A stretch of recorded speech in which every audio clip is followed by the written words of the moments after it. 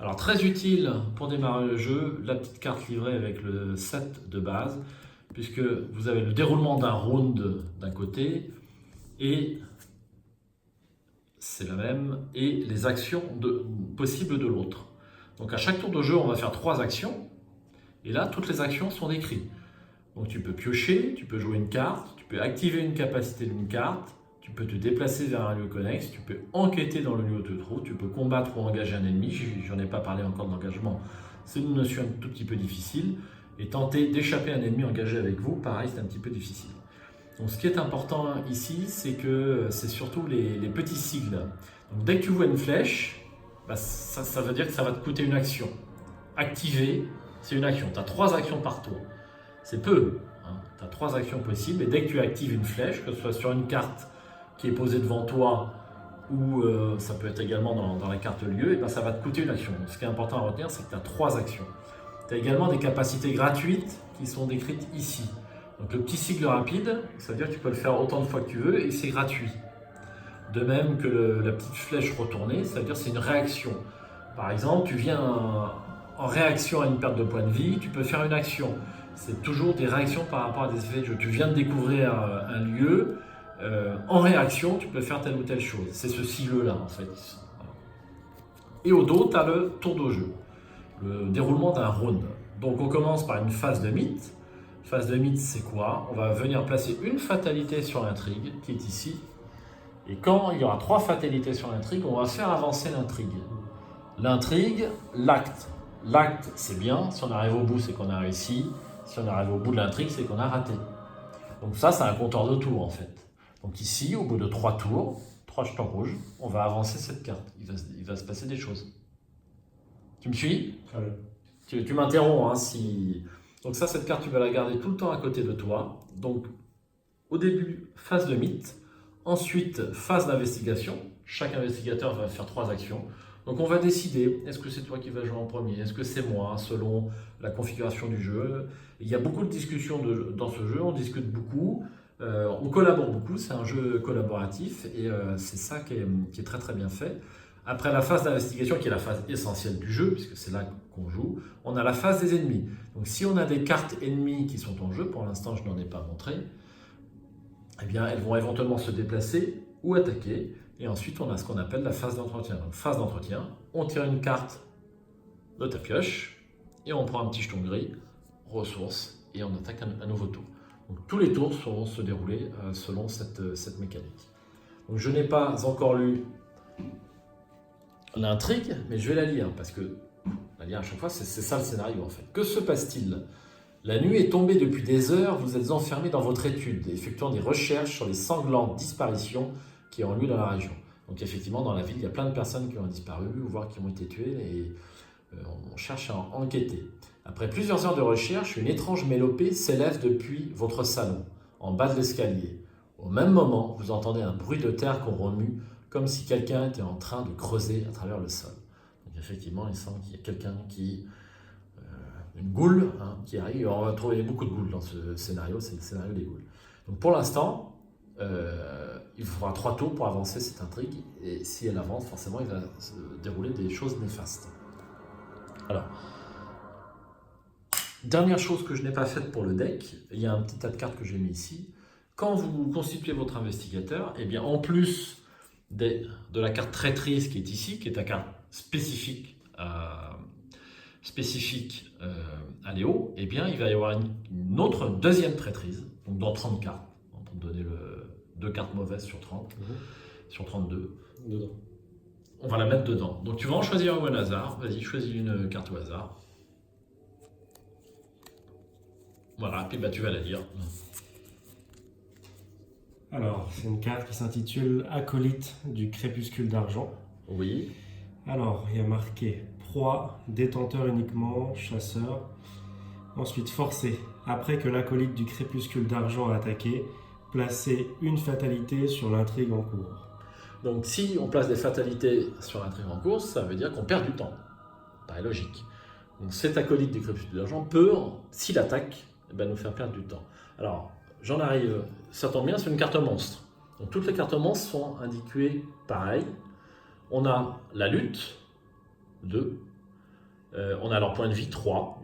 S'ils sont à 0 point de vie, ben on les défausse. Et puis alors, on a leur agilité.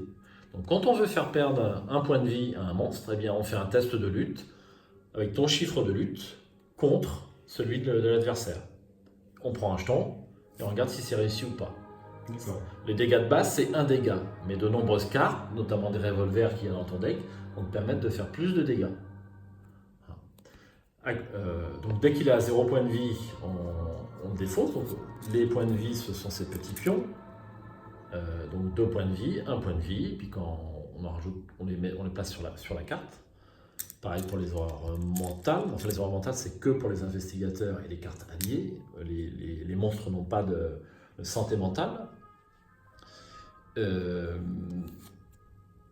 Ensuite, l'échappement. Donc ça, c'est la notion peut-être la plus difficile au début. Ça ira très bien au bout d'un ou 2 tours, mais la notion d'échappement, c'est un petit peu délicat. Donc quand tu es dans le même lieu qu'un monstre, automatiquement, il t'engage. C'est-à-dire qu'on va dire, on le met dans ta zone de menace. Ta zone de menace, c'est ton plateau de jeu. Et s'il est dans ta zone de menace, à la face des ennemis, qui est indiqué ici, automatiquement, il t'attaque et il te fait perdre 1 point de vie. Donc le point de vie, c'est... Pourquoi ? Parce qu'ici, il y a un petit cœur, un petit cœur, ouais. Et il te fait perdre 1 point de vie sur les... combien t'en as déjà, Léo ? 8. 8, sur les 8 que tu as.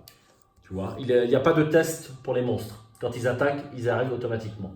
Certaines cartes, il y a des cartes esquives ou des choses comme ça qui te permettent d'éviter les dégâts. Mais il n'y a pas de jet de compétences pour les monstres. Et donc, il y a toujours un petit texte d'ambiance sur la plupart des cartes. Vous n'oublierez jamais le jour où vous avez découvert les véritables secrets du cercle intérieur de la loge du crépuscule d'argent. Cette vérité est si terrible que la loge ne peut pas vous laisser vivre. Effectivement, tu es poursuivi par un acolyte.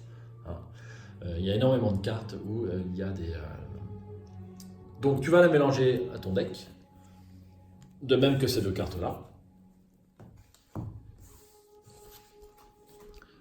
Et puis, je pense qu'on va faire un premier tour de jeu.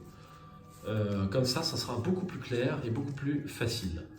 Donc moi, j'ai mes 2 cartes signature aussi. Et puis, je vais prendre une fatalité. Donc, j'ai des esprits en colère qui me poursuivent.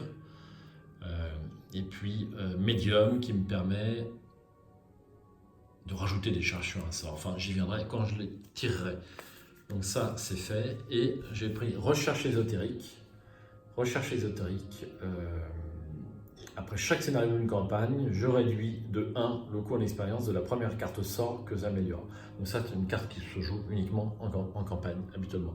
Donc, tu vois, il n'y a pas de coût en haut, ça veut dire qu'elle est permanente. Donc dès le début du jeu, on la pose devant toi et elle est active. Mais la contrepartie de ça, c'est que je démarre la partie avec déjà 1 point d'horreur mentale en moins. Alors, je tire, je vais prendre la première. Eh bien moi, j'ai un serment indicible, c'est une lâcheté. Bonne campagne uniquement, péril et caché. Révélation, ajoutez secrètement cette carte à votre main. Forcez, si cette carte est dans votre main quand la partie se termine ou que vous êtes éliminé, vous recevez 2 points d'expérience en moins. Pour une action, je peux échapper à n'utiliser que sur un ennemi incliné et non engagé dans votre lieu, en cas de réussite, défausser cette carte de votre main. Donc ça, c'est une carte, une traîtrise un peu difficile. Pour cette partie d'initiation, je vais en prendre une autre. Voilà, quelque chose qui est plus facile. Chronophobie, c'est une carte de la boîte de base. Révélation, donc quand je la tire dans mon deck, je la mets en jeu dans ma zone de menace, donc devant moi. Et forcé, à la fin de mon tour, je subis une horreur directe. Alors tu me diras, au bout de 8 tours, je suis mort. Enfin, je suis vaincu. Mais pour 2 actions, il y a 2 flèches, je peux défausser chronophobie. Donc ça me fait perdre du temps, effectivement. Je vais devoir dépenser 2 actions pour me débarrasser de cette carte. Et si je la garde, je prends une horreur directe à chaque tour. Alors tu dis, c'est très facile de prendre 2 actions, mais souvent, tu es empêtré avec des monstres, tu as des choses à faire, tu ne pas les 2 actions. C'est plus difficile en fait qu'il n'est paraît. Donc je glisse ça dans mon deck, je remballe toutes les faiblesses. Donc je ne reviens pas sur la constitution de ce paquet de cartes, c'est clairement expliqué dans la notice. Vous devez réunir un certain nombre de sets de rencontres. On va mettre tous les jetons du Chaos Bag dans le sac. Pendant que je bois un peu de café, Sébastien travaille. Donc là, ça, est-ce qu'on les met ou pas? Ah non, pas les jetons investigateurs. Donc, de l'investigateur, on les laisse. Oui.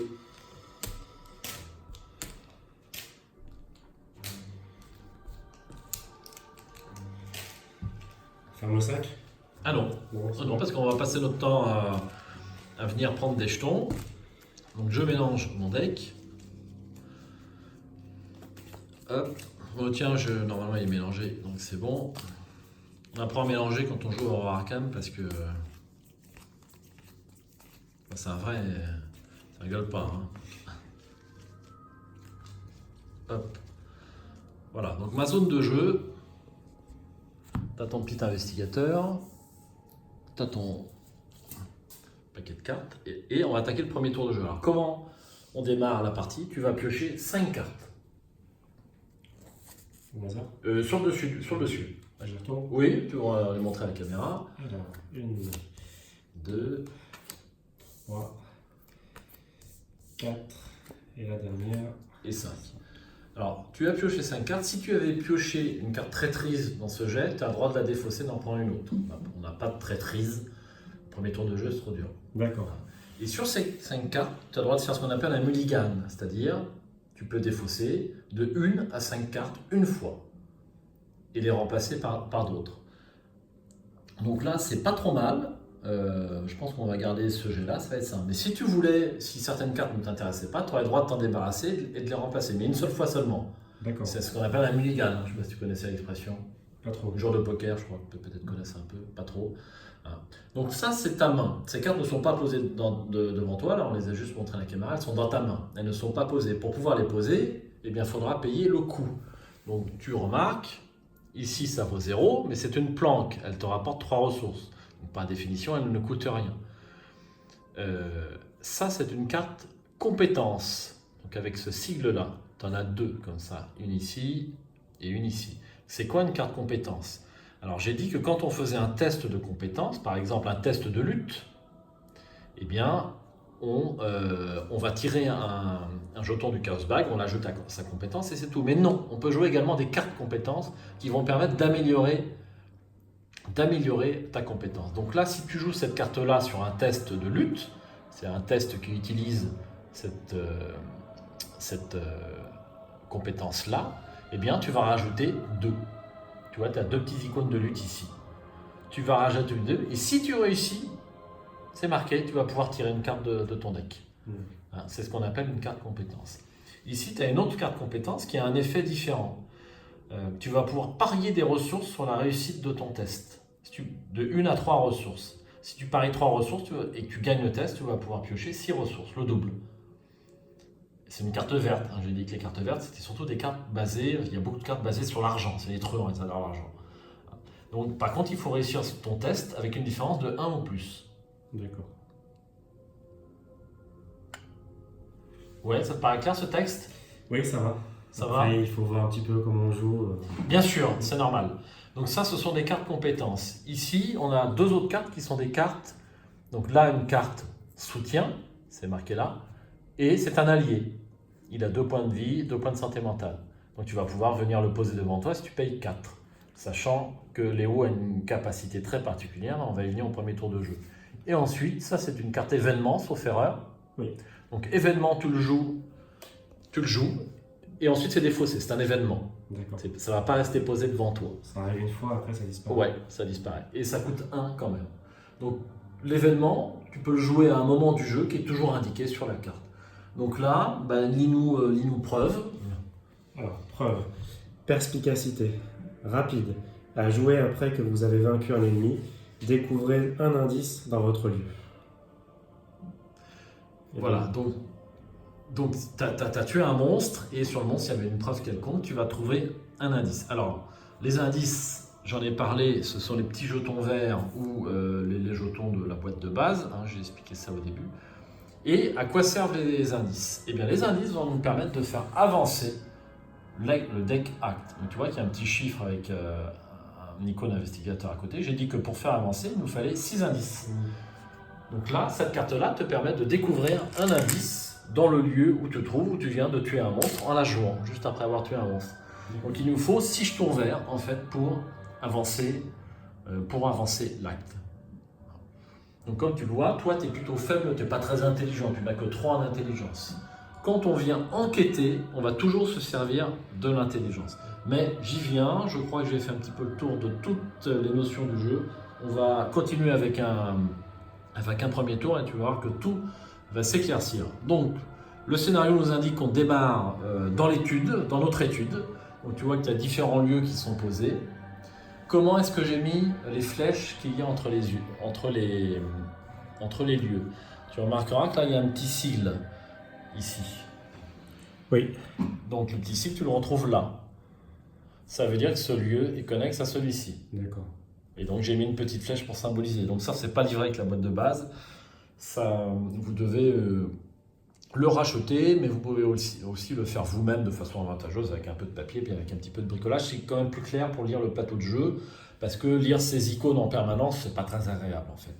Donc on s'aperçoit que l'aile des invités est connexe à la chambre à coucher, petit sigle, et l'aile des invités est connexe à la salle de bain qui est là-bas. Donc là, toutes les cartes sont sur leur côté non révélé puisqu'on ne sait pas encore ce qu'il y a dedans, dans ces pièces. Donc, tu vas, je vais mélanger moi, si je l'ai mélangé, donc je vais prendre moi aussi 5 cartes. Allez, voilà, c'est une partie d'initiation, 4, 5.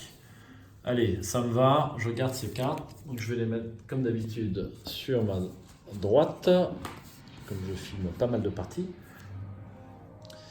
Et tu vas également prendre 5 ressources. Donc, toutes les parties démarrent avec 5 ressources. Mais parfois, certains investigateurs, alors les ressources, c'est ça, et ça, ce sont les charges, les utilisations de certaines cartes soutien. Munitions, donc tu prends 5 pions gris.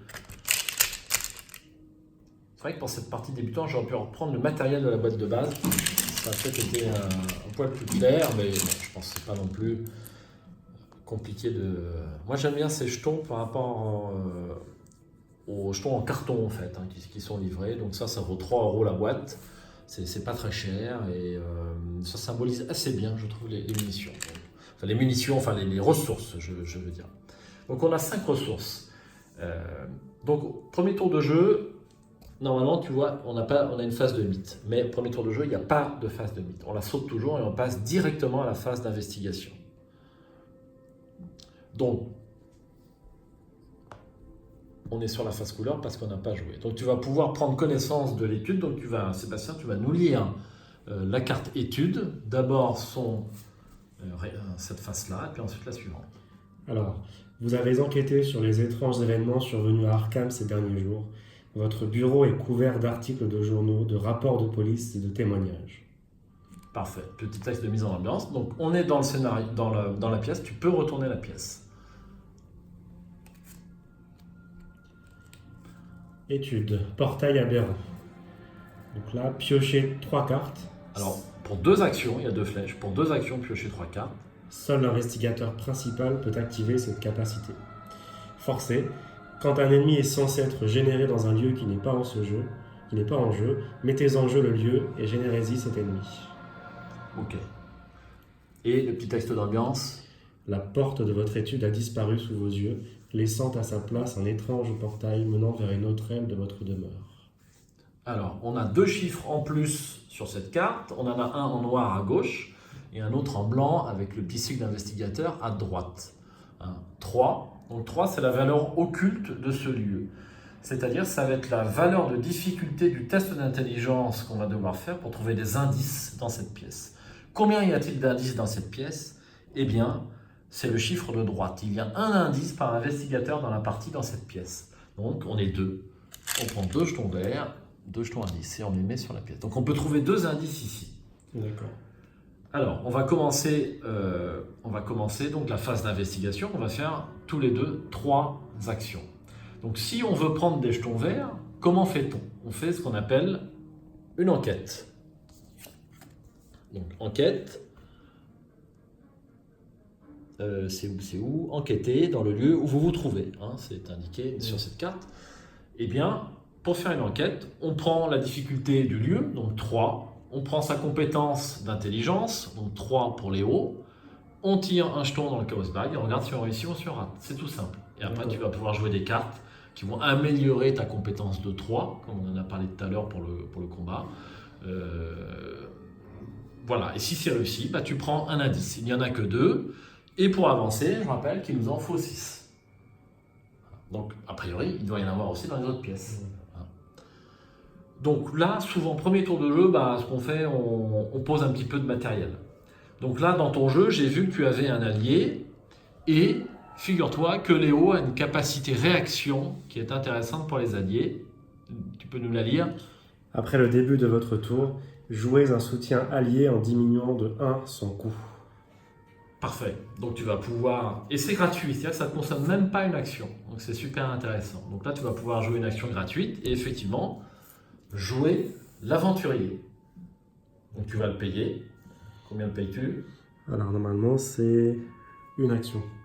Alors le coût en ressources, j'en ai parlé. Alors je signale à tous les viewers que Sébastien est professeur, donc il doit particulièrement écouter les explications. Hein, le coût de la carte, à ton avis, c'est combien? En haut à gauche? Ici? Oui. Donc là, c'est 1 en intelligence. Ah non, c'est 4. Donc cette Oui, carte, c'est pour pouvoir la poser devant toi, ça va te coûter 4 ressources. Je l'ai dit. D'accord, donc 4 ressources, c'est ici. Voilà. Mais, grâce à la pouvoir de Léo, c'est pas 4 que ça coûte, c'est 3. C'est ce que tu as lu. D'accord. Moins 1. Donc tu dépenses 3 ressources, donc tu prends 3 petits jetons gris, tu les remets dans la boîte. Et donc il est posé devant toi. Donc il a une particularité, cet aventurier. Déjà, il y a des charges dessus. Donc les charges, pour les symboliser, on prend des pions orange. Donc tu prends 3 pions orange et tu les poses sur la carte. Et que fait l'aventurier Sébastien pour une action rapide? Dépenser une provision et incliner l'aventurier. Placer une provision ou une munition sur un soutien contrôlé par un investigateur dans votre lieu. Voilà, donc ça, l'aventurier va te permettre de recharger les armes. C'est-à-dire quand tu as des armes avec des jetons orange dessus, tu n'as plus de jetons orange, et ben en inclinant et en faisant une action rapide, qui ne coûte rien, tu prends un jeton orange de cette carte, tu le mets sur ton arme. Ça te recharge ton arme si tu veux. D'accord. Hein. Il y a 2 colts, deux 45 automatiques, on y viendra lorsque tu piocheras cette carte. Donc ça, c'est une action gratuite. Il te reste tes 3 actions. Donc peut-être, par exemple, en première action, c'est partie débutant, donc je te dis, première action, tu pourrais jouer ta carte plan, qui va te rapporter 3 ressources. Qu'en penses-tu? Oui. Elle est là-bas, ta carte plante.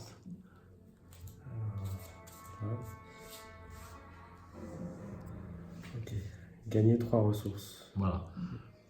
Alors par contre, c'est une carte événement, donc on la met là, c'est ta défausse. Elle est finie, elle est dans la défausse, on ne peut plus la prendre.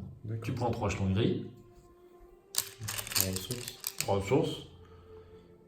Et ça, c'était ta première action, il te reste 2 actions. Alors peut-être que pour démarrer, on va essayer de faire un test de compétence, ou alors peut-être que tu veux aller explorer un autre lieu. Est-ce que tu veux tenter de trouver un indice? Bah, pourquoi pas? Je pense que ce sera intéressant. Est-ce que je peux avec cette carte? Preuve. Alors preuve, si tu relis la carte. Rapide. À jouer après vous avez vaincu un ennemi, donc là c'est pas le cas. Et non. Donc ça je peux pas la jouer pour l'instant. Non, tu vas être obligé de faire un test de compétence classique. D'accord, Hein? avec cette carte. Alors avec cette carte, ça va être pour la lutte. Hein?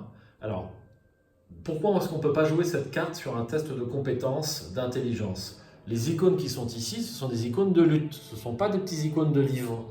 Donc tu ne peux pas modifier ta compétence livre avec cette carte. Tu ne pourras modifier que ta compétence lutte. Et pour trouver des indices, on ne se sert que de la compétence livre. Donc on va faire un premier test très simple, c'est-à-dire enquête classique. On prend ton intelligence 3, la valeur occulte du lieu c'est 3, on rajoute un jeton pris au hasard dans le chaos bag, et si tu fais au moins la valeur occulte du lieu ou plus, c'est réussi. D'accord.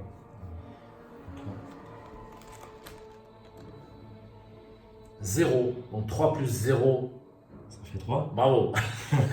Et donc la valeur occulte du lieu c'est 3, donc tu as fait au moins égal ou supérieur, donc c'est bon. Donc tu as le droit de prendre un petit pion vert indice de la carte et tu la mets sur ta carte à toi, investigateur. Tu as un indice, il nous en faut 6 pour avancer. D'accord. Il te reste une action. Alors, les actions possibles, je rappelle, donc on peut jouer une carte, on peut attaquer, on peut essayer d'échapper à un monstre, on peut prendre une ressource, là tu viens d'en prendre 3 grâce à une carte plante, mais tu pourrais essayer de prendre une action pour en prendre un, ou tu peux piocher une carte. Voilà. Tout ça, ce sont les actions possibles. Piocher, jouer, activer, se déplacer, enquêter, combattre ou engager, j'y viendrai au premier monstre, et tenter d'échapper, j'y viendrai au premier monstre. Donc les actions rapides ou réactions ne coûtent rien. Quand tu as fait ce petit sigle-là sur ta carte investigateur, ça ne t'a pas coûté d'action. 3 actions. Voilà, il te reste une action, je te laisse choisir. Je ne sais pas ce qui t'intéresserait. Peut-être prendre une carte, tu n'en as plus que 3 dans ton jeu. Donc la main est limitée à 8. Donc, pour toi, on en est encore loin, tu n'es qu'à 3 cartes. Donc là j'ai la main, donc je vais choisir de piocher. Oui. Alors, c'est une carte événement. Ah, alors ça c'est une erreur. Je m'explique. Je vais être obligé de les enlever. Ce sont les cartes mélodie apaisante qui sont incluses dans le jeu et qui sont liées à une autre carte. C'est-à-dire que quand on pioche cette carte, on va venir mettre les 3 mélodies apaisantes en jeu.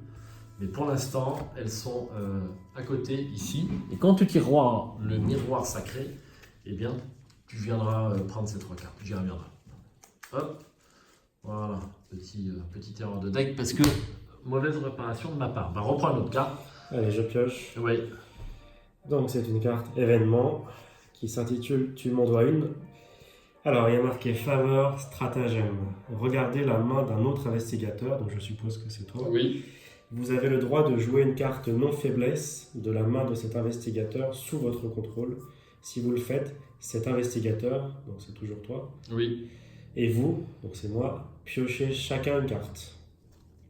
Donc là je regarde la main et j'ai le droit de jouer une carte non faiblesse de ta main. Alors, pour l'instant, tu as pioché la carte. Pour jouer la carte, il te faudra une action. Ouais. Mais tu as fait tes 3 actions. D'accord. Donc pour l'instant, tu la mets dans ta main. Je la garde dans mon jeu pour l'instant. Voilà, tu la gardes dans ton jeu. Et comme première action, tu vas venir consulter mes cartes. Et puis, si tu veux, t'en choisis une et tu la mets devant toi. En compensation, je prends une carte et toi aussi. Je pioche une carte et toi aussi. D'accord. Donc c'est une carte. Tu m'en dois une. C'est très fluff. Encore. Je vois. Alors juste pour vérifier que j'ai bien compris, Ouais. là on a les symboles en haut à gauche, dessous la carte événement. Alors, donc ça c'est une carte événement. On ne la joue que pour le texte. Alors tu me diras pourquoi il y a des symboles en haut à gauche. C'est pas une carte compétence, comme j'ai indiqué tout à l'heure, pour ta carte maîtrise qui est là-bas. Ouais. Parce que toutes les cartes qui ne sont pas les cartes compétences, donc même les cartes soutien, tu as vu qu'il y a une petite icône ici, peuvent être jouées de 2 façons. Cette carte-là, tu vas pouvoir la jouer pour son texte, pour l'événement.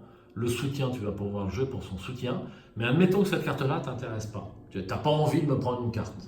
Et qu'est-ce que j'en fais? Je vais la garder ad vitam aeternam dans ton jeu, ça ne sert à rien. Eh bien, toutes les cartes ont toujours des petits icônes. Toutes les cartes événements et soutien ont des icônes parce qu'elles peuvent être jouées pour améliorer sa compétence dans un test. Donc, si tu avais joué cette carte pour ton test d'enquête de tout à l'heure, il y a un icône, tu rajoutes plus 1. Il peut y en avoir 1, 2 ou 3, même parfois des icônes joker, c'est-à-dire que ça remplace n'importe quelle icône. Et donc ça va te rajouter plus 1. Mais par contre, tu tiens ni compte du coup, ni du texte qui est ici. Tu l'utilises que pour les icônes qui sont ici. Les seules cartes où tu tiens compte à la fois des icônes et du texte qui est là, ce sont les cartes compétences. Ça, c'est une notion qui n'est pas toujours facile à appréhender au début quand on démarre. Cette histoire de compétences et de cartes événements qui ont toutes les deux des icônes. Et pourquoi, sur le carte des événements, est-ce qu'on ne tient compte que du texte et pas des icônes? Ça fait partie des règles. On ne tient compte des icônes et du texte que pour les cartes compétences dans le cadre d'un test de compétences. Et pour les événements et les soutiens, elles ont un petit icône. C'est en quelque sorte un petit lot de consolation si tu ne veux pas la jouer pour leurs effets. D'accord.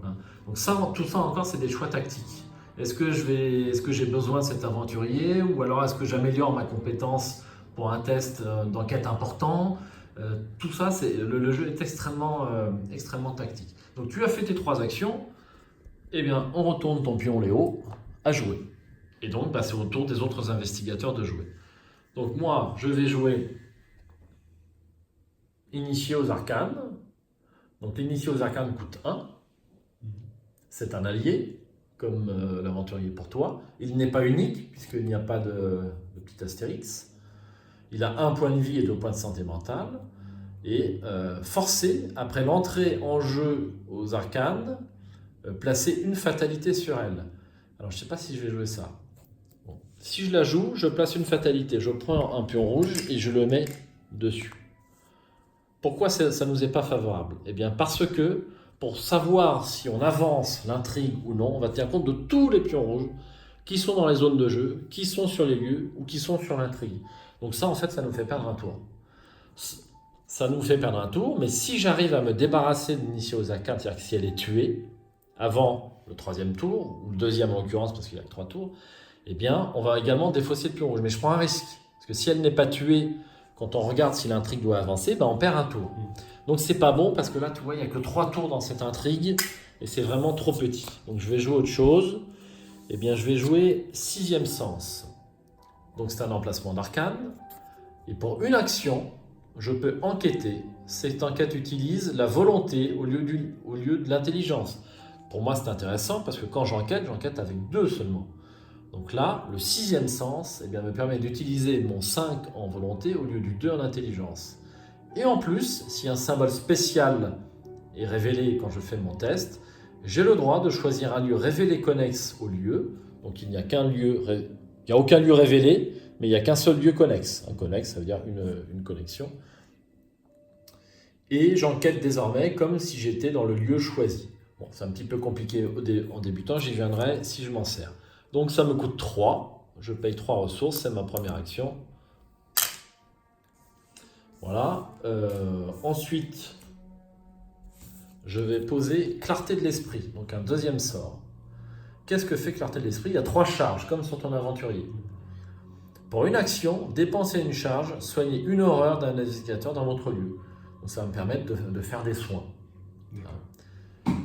De l'irréel, menez-moi au réel. De l'obscurité, menez-moi à la lumière. De la mort, menez-moi à l'immortalité. Voilà. Donc je la pose, je défausse mes 2 ressources, je prends mes 3 charges et je les pose dessus. C'était ma 2e action. Et puis 3e action, je vais prendre une carte aussi. Voilà. Perception. Donc perception, c'est comme ta carte combat, là-bas, maîtrise. Maîtrise. Oui, celle-ci. Voilà, celle-là. Tu vois, si tu compares les deux, il y en a une, elles ont strictement les mêmes effets. Il y en a une qui te permet d'ajouter 2 icônes de lutte pour un combat et l'autre, 2 icônes de livre quand tu enquêtes. Et si je réussis, bah, je tire une carte. C'est la carte perception. Voilà. Mais le boulot de Léo, c'est pas tellement d'enquêter, c'est quand même avant tout de s'occuper des monstres. Parce qu'il a beaucoup d'alliés, il a des armes et ce genre de choses. On a fini notre phase d'investigation, on passe à la phase d'entretien. Phase d'entretien, c'est quoi? On redresse toutes les cartes. Si ton aventurier était incliné, on le redresserait. On pioche une carte. Ah ben, le 2e plan, ça tu connais. Moi j'ai tiré attirer vers la flamme. Tu tires en une ressource. Je tire une ressource. Ensuite, on passe à la phase de mythe. Donc là, c'est notre première phase de mythe. On rajoute une fatalité. Et là, on regarde si l'intrigue avance. C'est-à-dire, s'il y a 3 fatalités sur le jeu, 3, on avance. Il n'y a pas 3 fatalités, on n'avance pas la carte. Ensuite, on passe à la phase rencontre. Donc, tu vas aller tirer une carte là-bas. Donc c'est ici. Oui.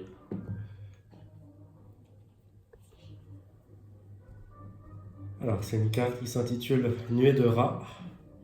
Chasseur. Une horde de rats cruels se précipite en une vague ondulante de griffes, de dents et de fourrures. Donc, c'est un ennemi qui apparaît. Absolument. Donc, c'est toi qui l'as tiré.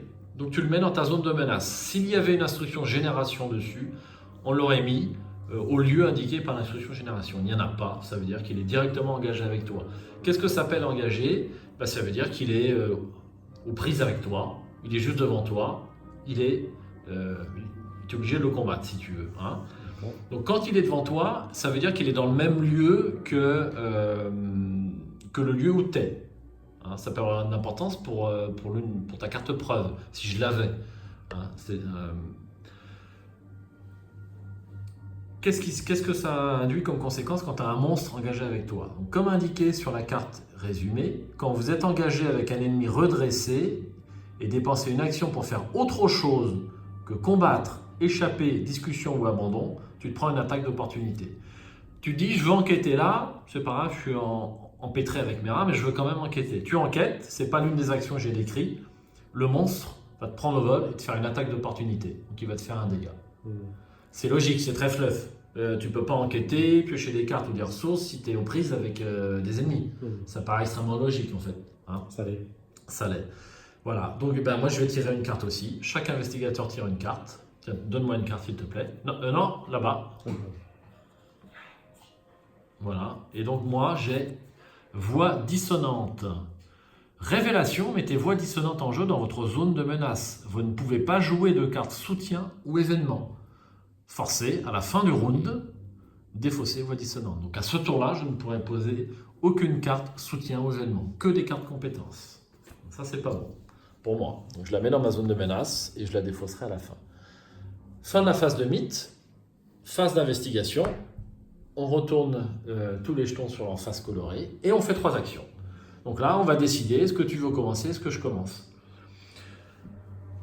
Bon, tu vas peut-être commencer parce que toi, tu es aux prises avec un rat, donc ça va être ton premier combat. Je suis engagé, donc je dois m'attaquer au rat. D'accord? Oui. Alors, donc là, si je lis bien la carte, le rat, il a 1 point de vie. Absolument.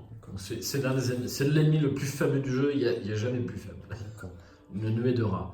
Donc il a qu'un point de vie, il a qu'un en combat, et il a 3 en agilité. D'accord. Donc, tu n'as pas d'arme de toute façon, donc tu risques pas de. Tu n'as pas le choix. Tu vas attaquer, on va dire, à main nue. Hein, avec la compétence de base qui fait 1 dégât. Donc c'est l'action combattre. Oui. Hein, l'action combattre. Donc pour faire une action combattre, tu fais un test de compétence de combat. Donc tu as combien en combat? Là, j'ai 4. Tu as 4. Et lui, il a 1. Ouais. Donc 4 plus le jeton, tu dois faire un 1 ou plus. On va voir. Alors. Ah, Elder Sign. Alors c'est quoi Elder Sign? Elder Sign, plus 2. Eh ben donc c'est réussi déjà, donc c'est tué. Mais il y a un autre effet, je crois. Alors la suite, cherchez un soutien allié parmi les 3 cartes du dessus de votre deck et piochez-le. Alors tu peux prendre regarder ce qu'il y a sur les 3 cartes du dessus de ton deck. Donc, je dois chercher un soutien Voilà. allié. Et là, malheureusement, tu n'as pas de soutien allié. Non. Allié, c'est marqué là. Ouais, j'ai qu'une carte soutien et 2 cartes événement, donc ça ne fonctionne pas. Donc tu remélanges ton deck. Tu n'as pas le droit de savoir si...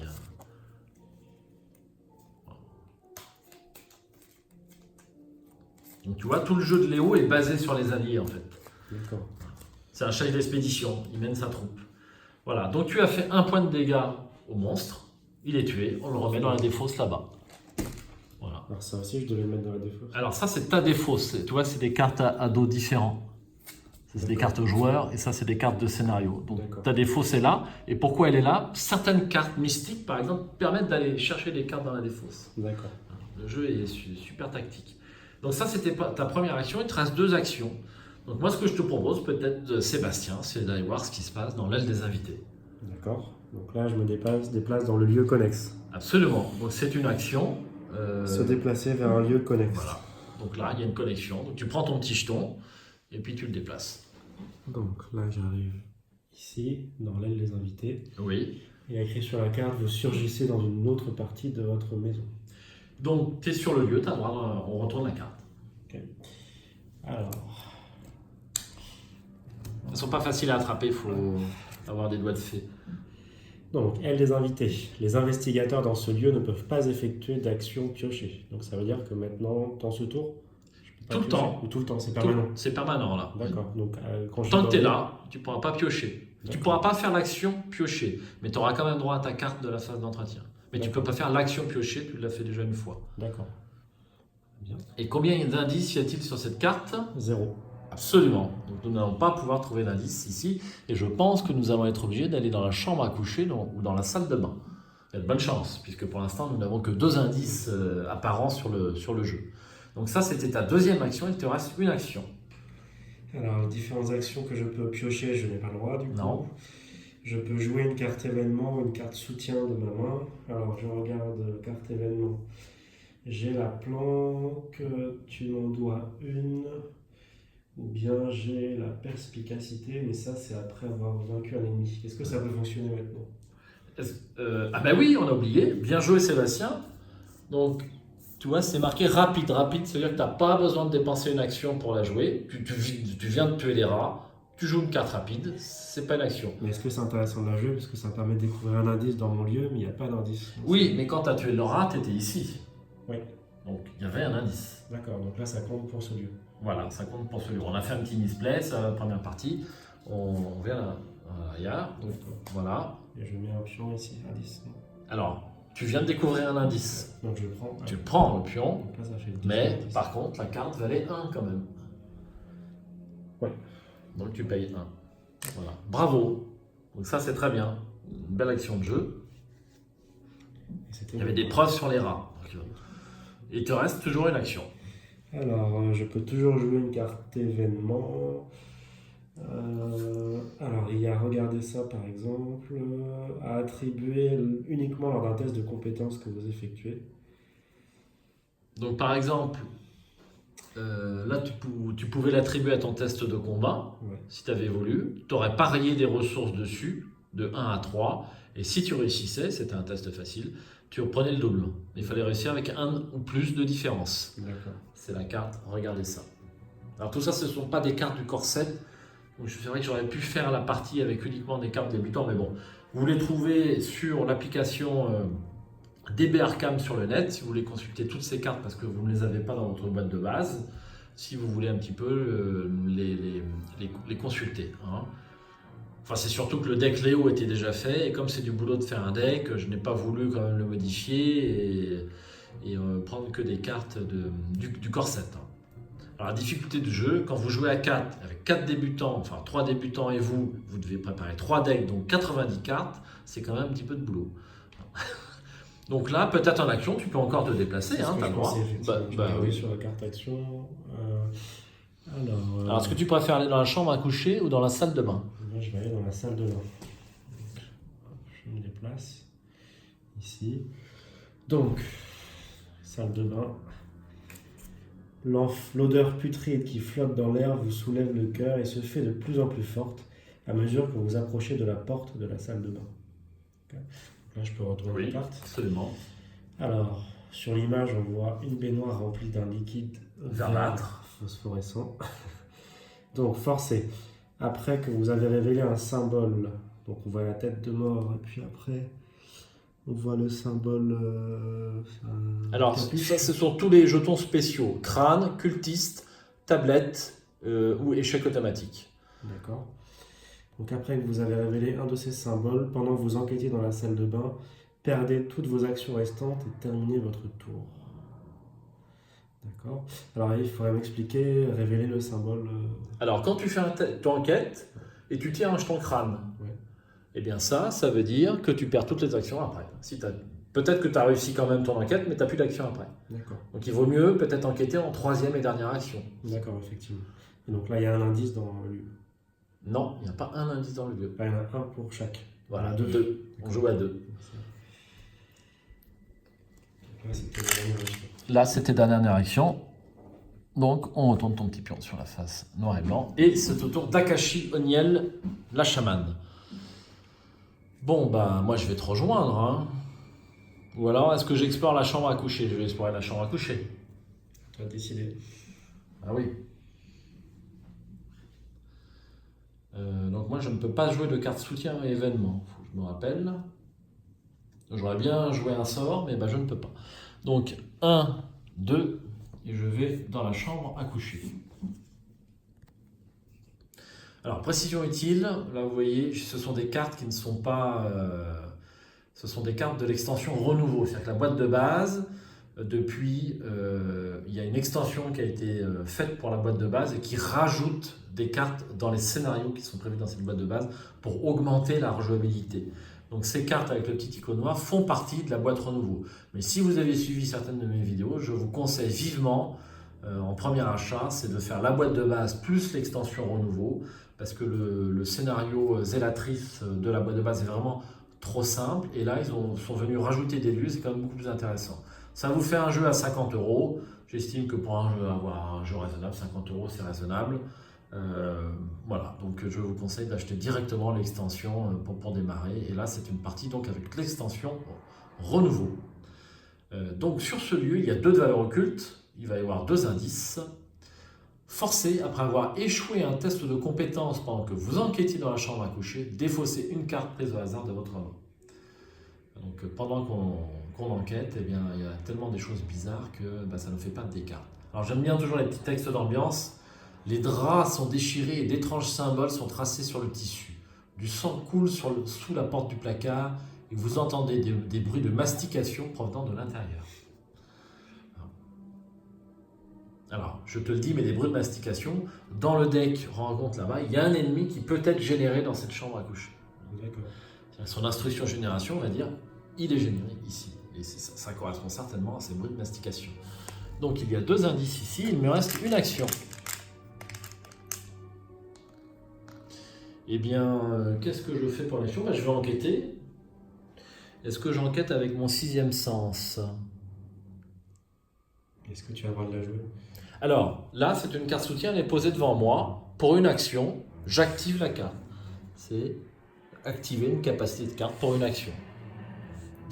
Donc elle est jouée. Je l'ai payée tout à l'heure, elle est posée devant moi. Mais ça t'empêche pas de la jouer? Et je ne l'ai pas jouée, je l'ai jouée tout à l'heure. D'accord. Je ne la pose pas, je veux dire. Je ne fais qu'activer. Ça m'empêche de jouer la carte, c'est-à-dire de la prendre de ma main et de la mettre devant moi. D'accord. Mais par contre, je peux quand même activer les cartes qui sont déjà posées devant moi. Donc activer, c'est différent de jouer? Oui. D'accord. Absolument. Activer, c'est différent de jouer. Tu vois, tu as activé, capacité flèche, ou jouer une carte. C'est deux actions différentes. D'accord. Absolument.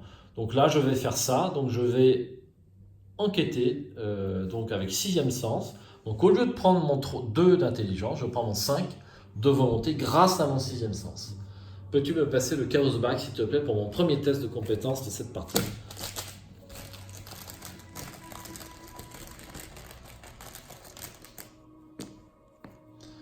Alors ça, c'est le tablette. Donc tablette, -2. S'il y a un ennemi ghoul dans votre lieu, subissez un dégât. Je n'ai pas de ghoul dans mon lieu et ça fait -2. 5 - 2 égale 3. C'était 2 ou plus. J'ai réussi. Je prends l'indice et j'ai joué. Ensuite, on passe à la phase des ennemis. Il n'y a pas d'ennemis actuellement en jeu, ça va être vite fait.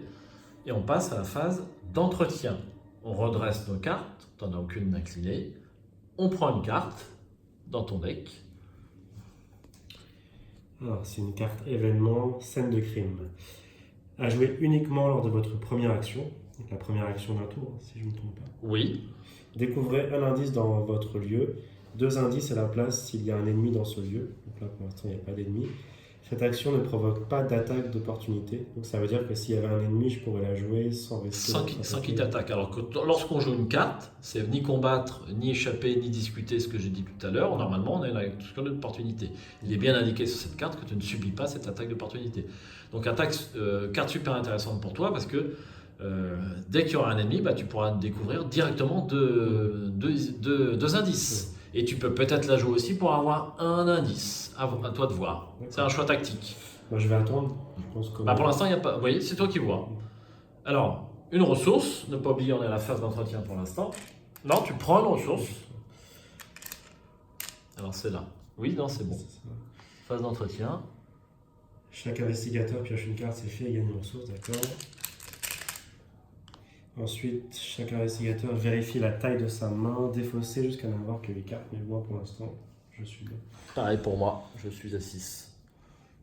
Et voilà, donc le round est fini. Je peux défausser voix dissonante.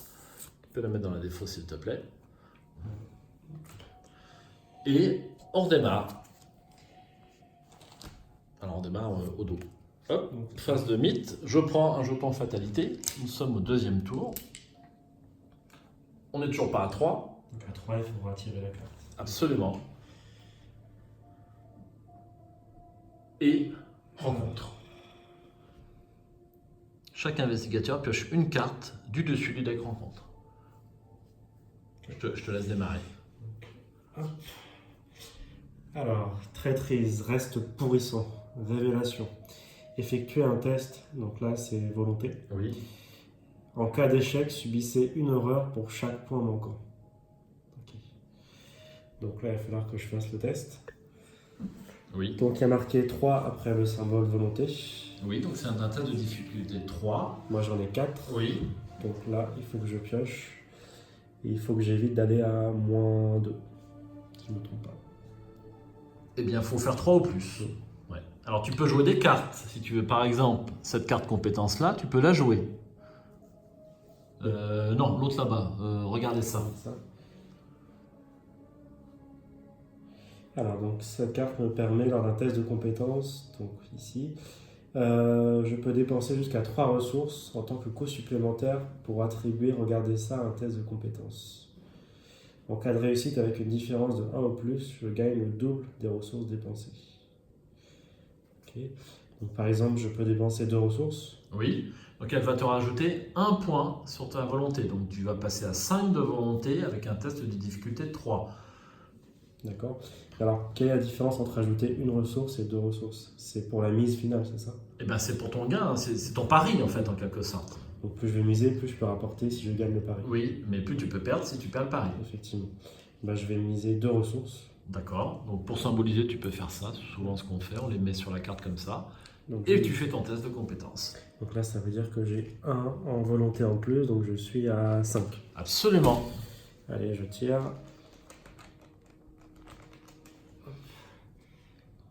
Jeton tablette. Alors, c'est quoi jeton tablette? C'est marqué là, c'est -2. S'il y a un ennemi ghoul dans votre lieu, subissez un dégât, ce n'est pas le cas. Donc 5 moins 2, je suis à 3. Ici, c'est 3. C'est réussi, mais pas avec 1 de marge. D'accord. Donc, tu as perdu ton pari, malheureusement. Et oui, et ça va dans la défausse, et ça aussi. Alors, pas dans la même défausse, par contre. Donc ça va ici. Oui. Et ça, ici. Bon, c'est bien, tu n'as pas parié 3. J'ai hésité. Je vais tirer une carte aussi. Rencontre, hop. Et moi, aïe. Alors ça, c'est un ennemi ghoul des glaces. Humanoïde, monstre et ghoul. Génération dans la cave. Alors la cave n'est pas en jeu. Donc ça, c'est ce qui est indiqué ici. Quand un ennemi est généré dans un lieu qui n'est pas en jeu, on va le générer. On va générer le lieu. Donc je vais chercher une cave dans les lieux qui nous restent. Il n'y a pas tout à découvrir, je te rassure. Hop. Donc tu vois, pour la jouabilité du jeu, l'extension Renouveau a mis de 2 caves, donc il y a une rejouabilité. Donc tu vas choisir au hasard l'une des 2 caves, sans la regarder. Voilà, on la pose ici, on regarde si c'est connexe à quelque chose. On s'aperçoit que c'est connexe à rien. Donc pour l'instant, le lieu est généré. On le met, tiens, on va tous se rapprocher un petit peu parce que... Donc le lieu généré, mais on ne peut pas y accéder pour l'instant, absolument. Voilà, tu as tout compris. Et ma ghoul des glaces, donc il fait quand même 2 dégâts et 1 point d'horreur. Alors tu remarques qu'il y a des points de victoire sur cette carte. Si on arrive à la tuer, on aura 1 point d'expérience sur ce scénario déjà. Et les conclusions qu'on peut atteindre peuvent nous en donner d'autres. Alors ce qui est sympa sur ce jeu aussi, c'est que ce n'est pas des XP par centaines de milliers. Je prends toujours l'exemple d'un jeu vidéo célèbre qui au moindre coup de virage te rapporte 100 000 XP, Forza Horizon je crois, ou quelque chose comme ça. Ici, quand tu as 5 XP sur un scénario, c'est déjà beaucoup. Tu t'en tires bien, c'est un jeu difficile. Les joueurs ont besoin de difficultés, ils veulent un challenge, ils veulent une épreuve.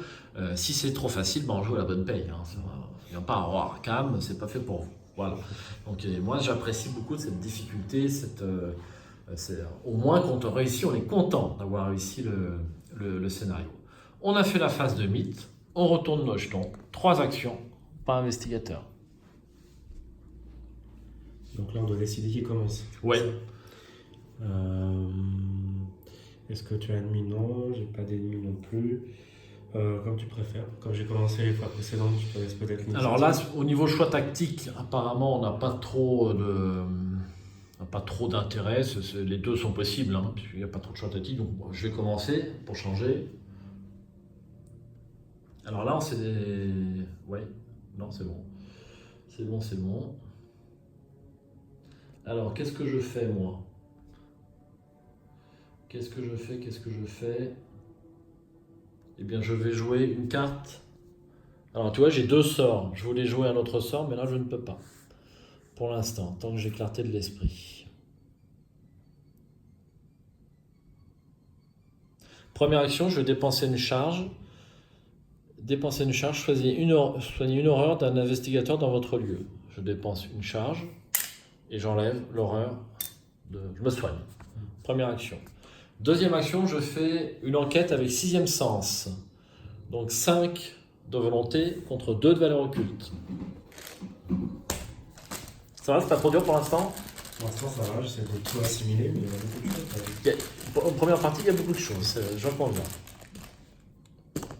Et je fais moins 4, eh bien c'est raté.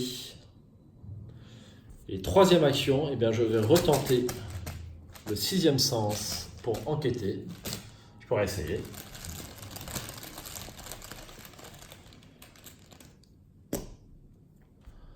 Elder Signe, plus 1, donc j'ai réussi mon test déjà, et je peux ajouter une charge avec un soutien avec utilisation charge que je contrôle. Clarté de l'esprit, ce sont bien des utilisations charge. Toi, tu vas avoir des utilisations, mais munitions, tu vois, c'est un petit peu différent. Donc là, Provision. Et là, c'est provision. Il y a 3 types, 3-4 types. Munitions, provision, charge, d'accord. Ce sont toutes des utilisations, mais elles ont un nom différent. Pour ce type d'effet, il y a des cartes qui permettent de recharger des sorts et pas des armes, ce qui est logique. Et donc, on désigne toujours, là, ce sont des charges pour les sorts. Donc, je rajoute une charge et j'ai réussi mon test. Est-ce que j'ai fait mes 3 actions? Il me semble que tu en es à 2. Oui, c'est bien ça, on est à 2. Donc, eh bien, dernière action, je vais me déplacer ici, puisque j'ai plus rien à faire dans la chambre à coucher.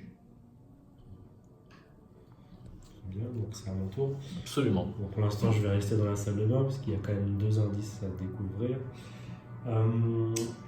Pour commencer, est-ce que tu crois que c'est possible d'utiliser la carte maîtrise? Compétence. Alors, une carte compétence ne peut être utilisée que sur des tests de compétences. Donc déjà, là, tu ne fais pas de test de compétences. Et pour une compétence où tu as des icônes. Donc là, cette carte maîtrise, c'est logique, elle ne peut être attribuée qu'à un test qui utilise ta compétence lutte. D'accord. Donc là, si tu fais une enquête, tu ne pourras pas utiliser cette carte-là. Tu peux décider de piocher une carte, par exemple. Si tu as envie, ou tu peux aussi tenter l'enquête comme ça, brute de pomme, puisque le lieu n'est qu'à 1 de valeur occulte et tu as 3 en intelligence. Moi, ça me paraît raisonnable comme taux de probabilité de réussite. D'accord, je vais commencer par ça. Je sais pas, c'est une question. Hein. Effectivement, alors faisons ça. Donc là, je fais le test. Donc là, je compare, comme tu dis, les 1 de points occultes à mon intelligence qui est 3. Alors, petit rappel, si tu tires un jeton spécial, tu perdras toutes tes actions. D'accord. Donc peut-être, j'ai une idée, hein, peut-être première action piocher une carte et puis les actions 2 et 3 les réserver pour les indices, parce que tu risques d'achever ton tour si tu tires un jeton spécial. Alors qu'est-ce que tu appelles un jeton spécial? Alors les jetons spéciaux, jeton crâne, jeton tablette, tous les jetons qui n'ont pas de modificateur numérique qui sont là-dedans. Est-ce qu'il y en a beaucoup comparé aux jetons numériques? Alors, eh bien ça, c'est indiqué. Donc nous jouons en difficulté standard.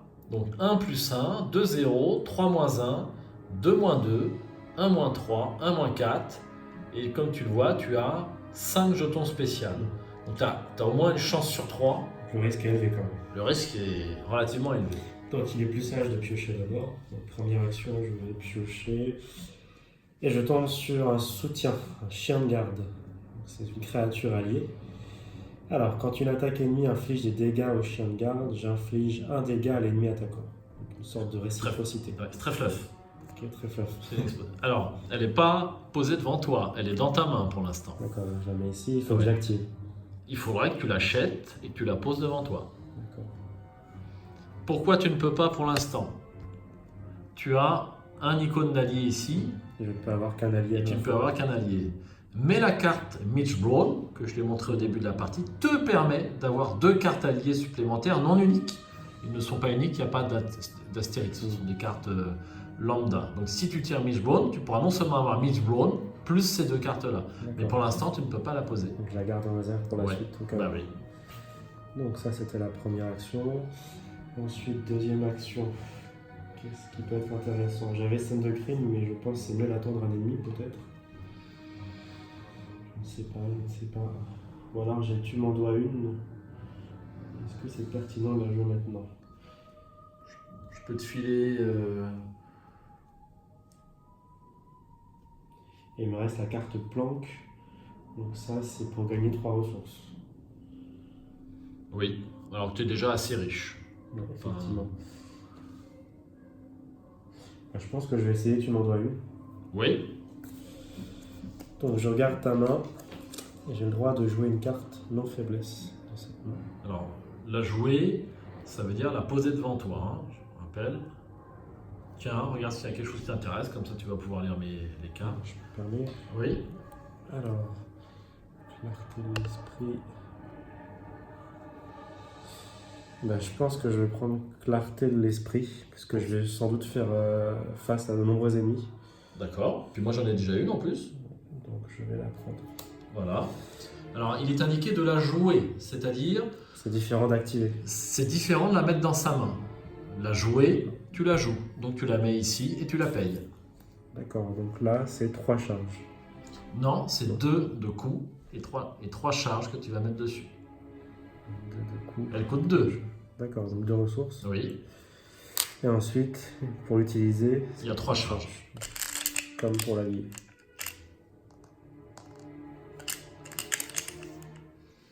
Absolument. Et peut-être en dernière action l'enquête, tu risques du coup de plus rien à perdre. Effectivement, donc là je fais le test avec le point obscur. Donc c'est 1 contre 3 pour mon personnage. Et donc si je tire un symbole, je perds de toute façon. Là, t'as plus d'action à J'ai perdre. plus d'action, donc je perds sans perdre. Alors je suis à -1, mais ça reste bon. Absolument. 3 -1, je suis à 2, donc c'est bon. Donc là je récupère un indice. Oui. 3 indices, j'en ai 2, il ne nous en manque plus qu'un. D'accord. Ce qui est logique. Et donc là je peux retourner. Oui. À jouer. Pas d'ennemis en jeu. Phase d'entretien. On redresse. Donc là, tu l'as joué, tu la mets dans ta défausse. Ouais. On tire une carte. Phase d'entretien, on tire une carte. Initié aux arcanes. Et J'ai regardé ça. une ressource. Ah bah tu l'as déjà eu, peut-être que celle-là tu vas pas la rater. Donc toutes les cartes existent en 2 exemplaires maximum dans un deck. Y compris les cartes soutien qui sont non personnalisées. Par exemple, est-ce qu'il y a un autre chien de garde dans le deck? Alors, oui, même les cartes uniques sont en 2 exemplaires. Mais si tu en as posé une, tu ne peux pas le reposer une deuxième fois. Alors qu'un chien de garde, si tu l'as en posé un, si tu as une capacité qui te permet de poser 2 alliés, tu peux poser le deuxième chien de garde. C'est la particularité. Une carte unique ne peut exister à un instant T qu'une seule fois sur l'ensemble de la table de jeu. Alors c'est un choix que tu fais quand tu fais ton deck. J'ai pris le parti de mettre 2 chiens de garde dans le deck, mais j'aurais pu en mettre qu'un. Ou 2 planques, j'aurais pu en mettre qu'un. Tout ça, c'est quand tu constitues ton personnage que tu fais ce choix-là. Mais c'est 2 cartes maxi pour chaque carte, y compris les cartes uniques. D'accord. Alors, phase d'entretien, c'est fait. T'as pris ta ressource? Non. C'est pas bien. Une ressource, une fatalité, et là, nous sommes à 3. Très bien, donc il faut tirer la carte suivante. Alors, on retourne la carte et on la lit. Alors, votre maison continue de se modifier sous vos yeux. Les murs se décrépissent et le sol de plusieurs pièces se couvre de poussière. C'est presque comme si vous aviez été transporté dans un endroit totalement différent, bien que vous reconnaissiez de temps à autre des éléments de votre ancienne maison. Alors, il est dit par la suite, l'investigateur principal doit décider, choisir une option. Soit chaque investigateur défausse une carte prise au hasard dans sa main, ou bien l'investigateur principal subit 2 horreurs. Alors, c'est toi le débutant, donc c'est toi l'investigateur principal. Alors, normalement, c'est un choix qu'on fait en début de partie, donc tu choisis. D'accord. Je regarde. Je pense que je vais choisir de nous défausser chacun d'une carte prise au hasard. Ok. Ça, on défausse. Et on fait tout de suite l'action. Donc, Tu veux que je choisisse pour toi? écoute, je te laisse. Hop. Voilà. Donc, tu auras défaussé la planque. Et pour moi, Je te laisse choisir. Donc, tu défonces Les brume. brumes de Riley, ouais. Ça permet d'échapper, de disparaître dans les brumes et d'échapper aux monstres. Mais c'est une carte sort et j'ai déjà 2 sorts installés. Donc c'est peut-être pas trop grave. Mais pour l'instant, je suis un peu diminué en combat. Si je tombe sur un monstre, je vais être très embêté. Ce sera là pour me protéger normalement. Normalement. Et ensuite, eh bien, on continue avec l'intrigue 2. Donc tu lis. L'émergence des ghouls. Le sol se dérobe sous vos pieds et vous apercevez un vaste réseau de tunnels qui serpentent dans les ténèbres en contrebas. Les silhouettes d'étranges créatures se déplacent prestement dans la galerie, tentant de se frayer un chemin vers la surface. Vous n'aurez probablement pas envie d'être là lorsqu'elles y parviendront. Là, on sent que la menace approche. Absolument. Et donc là, combien de tours on a? 7. 7. Donc c'est un peu plus long. Voilà. Et on continue. Donc on enlève tous les jetons fatalité qu'il y a sur le jeu, devant l'intrigue, sur les lieux, sur tes cartes à toi ou à moi. On n'en a que là pour l'instant. Et on est reparti pour 7 tours. Donc il nous manque un indice pour pouvoir Avancer ici. du bon côté du scénario. Tu remarques que ça fait un livre. D'accord, effectivement. Les cartes. Moi au début je ne l'avais pas remarqué. Enfin il y a longtemps. Alors, phase rencontre. Tu peux tirer une carte rencontre. Allez. Donc, nuée de rat, on a déjà croisé cette carte. Donc, on a la horde de rats qui se précipite. Donc là, je suis engagé. Je ne Oui, me trompe tu pas. la mets devant toi. Donc, il Et- faut que je me défende, il faut que j'attaque. Pour l'instant, je vais tirer ma carte. Ouais. Voilà. Et moi, j'ai Antique Fléau. Révélation, placez une fatalité sur l'intrigue en cours. Cet effet peut faire avancer l'intrigue en cours. Les forces des ténèbres se lient contre vous. Si vous n'agissez pas rapidement, un sinistre dessein sera accompli. Donc ça, malheureusement, ça nous fait perdre un tour. Et si on était à 7, eh bien l'intrigue avancerait immédiatement. Mais ce n'est pas le cas. On défausse. Voilà. Eh bien, nous sommes à la phase d'investigation. Alors, petit rappel, je l'ai dit, mais je l'ai dit très rapidement, l'objectif que l'on a sur le Deck Act. Seuls les investigateurs dans l'aile des invités ont le droit de dépenser collectivement le nombre d'indices requis pour avancer. Donc, l'aile des invités, c'est ici. Pour l'instant, toi, tu n'y es pas. Donc, même si tu as le dernier indice, pour l'instant, on ne peut pas avancer. Donc, je propose que tu joues en premier, parce que si tu arrives à avoir le dernier indice et à venir sur l'aile des invités, on va tout de suite pouvoir faire avancer. Je crois que c'est possible puisque j'ai la carte scène de crime. Donc je peux jouer uniquement dans la première action, donc c'est bon. Je découvre un indice ou 2 s'il y a un ennemi, mais pour l'instant il n'y en a qu'un à découvrir. Et cette action surtout ne provoque pas d'attaque d'opportunité de la nuée de rat. Donc c'est intéressant. Voilà. Donc je Défausse. carte, et donc Tu je prends l'indice dernier indice et et je n'ai pas d'attaque d'opportunité. Donc, attention, attention. Et qu'est-ce que tu as oublié de faire quand tu as joué ta carte? Keep. Est-ce qu'on joue gratuitement les cartes? non, il fallait les 2 points ressources. Absolument, bravo Sébastien. Ça monte, ça monte. Très bien. Donc, Bravo, donc tu as le dernier indice. Et tu n'as toujours joué aucune action, puisque... Ah si, c'est pas une carte rapide. Il n'y a pas de mot-clé rapide. Hein. non. Donc ça veut dire que tu as quand même dépensé une action pour la jouer. Cette action. Oui. Donc il te reste 2 actions. Donc idéalement, je dis le scénario idéal, tu tues les rats et tu te déplaces sur l'aile des invités. Donc là, je peux attaquer directement les rats. Oui, Donc c'est 4 points de force contre un point de force. Et donc là, je vais Oui. devoir piocher. oui.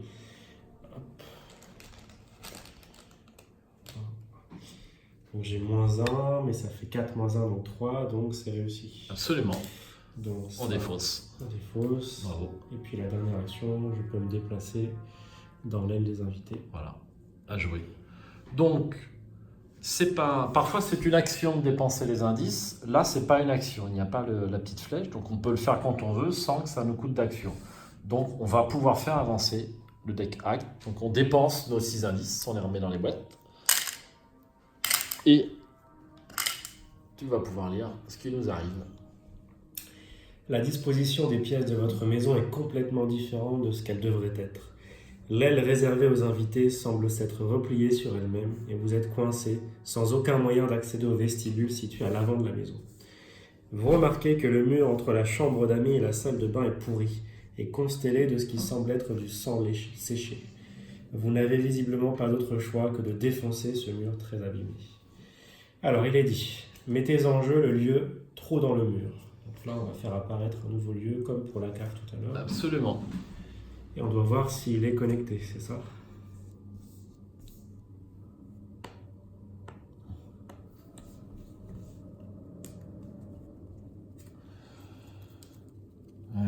Oui, vas-y, continue. Donc il n'y a pas de connexion pour l'instant. Non, c'est curieux, il n'y a pas de connexion. Oui, absolument. Alors, choisissez un investigateur dans l'aile des invités. L'investigateur choisi se déplace immédiatement dans le trou dans le mur et le révèle. Ensuite, il doit effectuer un test de volonté. En cas d'échec, il doit défausser une carte prise au hasard dans sa main pour chaque point manquant. Alors, qui va se déplacer? Donc c'est toi qui choisis. Qui se déplace dans le trou dans le mur? Je propose d'y aller, comme je suis plus capable de me battre contre des ennemis peut-être. Si tu veux. Allez. Donc, je retourne.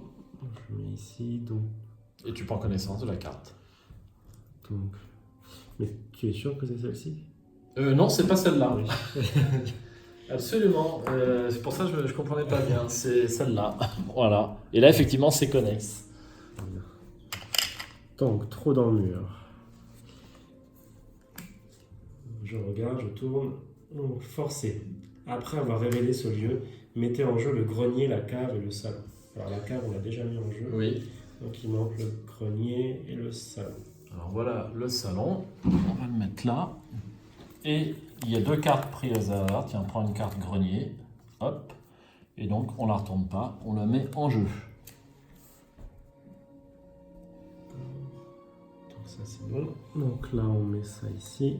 Oui. Donc on a révélé la carte trou dans le mur. Ensuite je dois effectuer un test de volonté.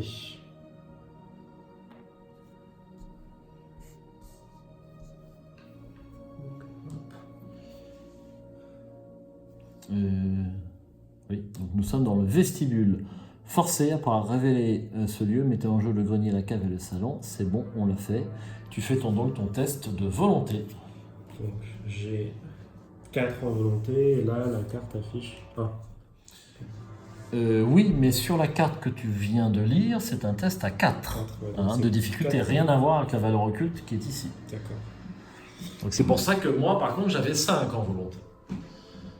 Là, tu as 4, mais c'est pas mal non plus. Hein. Okay. Alors, de toute façon, je n'ai pas le choix. Peut-être que tu peux jouer une carte compétence. Alors, j'ai une carte maîtrise, un max. Mais qui n'a pas d'icône de volonté. Effectivement. Donc, ça non plus. Si, il y a un icône de volonté. Regardez ça. Donc, ça, c'est attribué uniquement lors d'un test de compétence, ce qui est le cas. Je peux dépenser jusqu'à 3 ressources, mais j'en ai qu'une de toute façon. En tant que coût supplémentaire pour attribuer, regardez ça, un test de compétence. Ça, on l'a vu tout à l'heure déjà. Ouais, tu l'as déjà fait une fois que tu as raté. J'ai raté déjà une première fois. Alors, on va réessayer. Donc, je vais miser sur la ressource que j'ai. Oui, et ça te rapporte plus 1. Donc tu passes à 5 en volonté. 5 contre 4. Ouais. Je vais piocher. Attention est à son compte. Alors, je tire une tête de mort. Alors, tête de mort, c'est moins X. X, c'est le nombre d'ennemis ghouls dans votre lieu. Mais il n'y a pas de ghoul dans le vestibule. Donc c'est 0. Donc 0. Donc je suis vainqueur. Absolument. Très bien. Donc, je gagne 2 ressources. Parce que j'ai dépensé une ressource, si je ne me trompe pas. Oui. Donc 2 ressources. Alors, t'en as 2, y compris celle que tu as jouée. Tu multiplies par 2 ta mise. C'est pas 1 plus 2. D'accord, donc c'est 2 ressources que je gagne au total. Oui, dont celle que tu as jouée, 1 et 2. Ah d'accord. Là, c'est juste pour s'en souvenir qu'on l'a jouée, mais elle doit retourner dans la boîte. Hein. D'accord. Et puis on défausse la carte.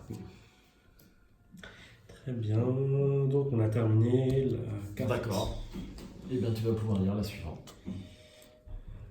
Acte 2A, la barrière. Une barrière incandescente bloque le chemin menant au salon. Alors que vous tentez de la traverser, une intense chaleur vous force à rebrousser chemin. Vous ramassez une poignée de terre et la jetez contre la barrière. Vous observez avec effroi la terre prendre feu. Peut-être y a-t-il quelque chose dans la cave ou dans le grenier susceptible de vous aider. Donc là, on nous invite en fait à nous déplacer. Objectif. Quand le round se termine, les investigateurs dans le vestibule ont le droit de dépenser collectivement le nombre d'indices requis pour avancer et les indices requis, il y en a 6 au total. Oui. Pareil, 6. Voilà. Donc, on en était là. Hein. C'était comme ça. C'est-à-dire que tu venais de finir tes 3 actions. Et donc, on a fait avancer l'acte. Et là, on est toujours, maintenant, on attaque mon tour de jeu. Absolument. Donc, malheureusement, notre ennemi chasseur qui est là va certainement se déplacer et venir t'attaquer. Mais bon, on ne pouvait pas l'éviter. Parce que maintenant, le lieu, cave, est connexe au vestibule. D'accord. Et il a ce qu'on appelle un mot-clé chasseur. Eh ben non, il n'est pas chasseur. Donc les seuls monstres qui se déplacent sur le plateau de jeu, ce sont ceux qui sont chasseurs. D'accord. Ils vont vers l'investigateur le plus proche, Automatiquement. Parfois ils ont une proie, l'intelligence la plus élevée, celui qui a le moins de points de vie, c'est marqué sur la carte, et ils vont vers cet investigateur-là s'il y a le choix entre plusieurs. Donc ça, on y verra dans un deuxième temps. Les proies et les proies, ça fait l'objet d'une vidéo. Vous qui regardez cette vidéo-là, il y a une vidéo spéciale dédiée aux monstres, parce que c'est pas forcément très bien expliqué dans la notice, il y a tout, mais c'est pas mis en valeur, et donc vous aurez peut-être besoin de consulter cette vidéo. Donc là, je vais faire mes 3 actions. De toute façon, je vais te rejoindre, hein, parce que je n'ai plus rien à faire dans l'aide des invités. Donc première action, je te rejoins, ici. Et comme on est plus fort à 2, je vais peut-être rester dans ce lieu-là. Donc je vais jouer l'initié aux arcanes. Donc c'est un allié, 1 point de vie et 2 points de santé mentale. Forcé, après l'entrée en jeu de l'initié aux arcanes, passer une fatalité sur elle, mais là on a le temps. J'ai le temps de la défausser. Et pour une action rapide, inclinez l'incliné aux arcanes, cherchez une carte sort parmi les 3 cartes du dessus de votre deck et piochez-la et mélangez votre deck. Donc je la joue surtout pour ses points de vie. Donc c'est comme toi tout à l'heure pour tes alliés. Donc 1, c'est pas un sort, c'est pas un sort, et c'est pas un sort.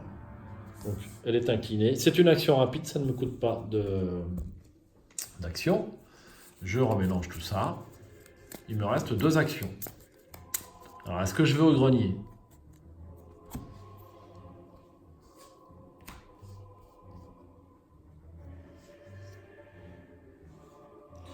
Est-ce que je vais au grenier ? Ou pas ? J'hésite. C'est pas très intéressant, je crois. Non. Bon, bah dans ce cas, je vais piocher une carte. Le crâne décoré. Bah tiens, je vais le jouer, le crâne décoré. Donc là, c'est l'un des derniers emplacements que je ne t'ai pas montré. Ce sont les emplacements de collier. Enfin, d'accessoires. Hein, ils appellent ça accessoires. Et donc, tu as un emplacement d'accessoires. Donc ça, ce crâne décoré, ce sont des reliques, des anneaux avec des pouvoirs particuliers. Donc elle vaut 0, c'est assez intéressant. C'est un objet, une relique, il est maudit. Il y a 0 charge d'utilisation. Mais, réaction, après qu'un investigateur, un soutien allié ou un ennemi dans votre lieu est vaincu, placez une ressource de la réserve de pions sur le crâne décoré en tant que charge. Et pour une action, je dépense une charge, je pioche une carte et je prends une ressource. Donc plus tu vas tuer d'ennemis, parce qu'on est dans le même lieu pour l'instant, si tu tues des ennemis, si l'aventurier est tué, si mon initié arcane est tué, on va venir placer des charges. Tu vois, il accumule les morts, en fait, hein, ce crâne décoré. Et donc en dernière action, bah, je vais le jouer. Hop, il vaut 0. Voilà. À jouer. Alors maintenant, nous passons à la phase des ennemis. Donc la phase des ennemis, donc je vérifie, mais notre goule des glaces n'est pas chasseuse. Elle n'est pas chasseuse, donc elle ne se déplace pas. Donc il ne se passe rien à la phase des ennemis. Phase d'entretien.